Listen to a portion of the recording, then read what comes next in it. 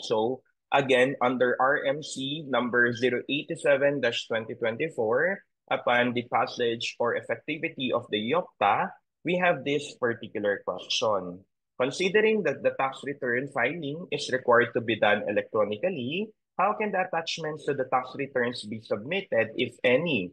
So, saka ka lang magsasubmit kapag may attachments. Pero kung wala namang attachments, then of course you have nothing to submit.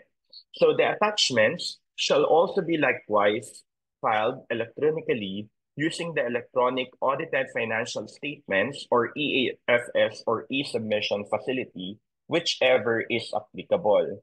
In case of unavailability of said facilities, the attachments can be submitted manually to the BIR district office that has jurisdiction over the taxpayers.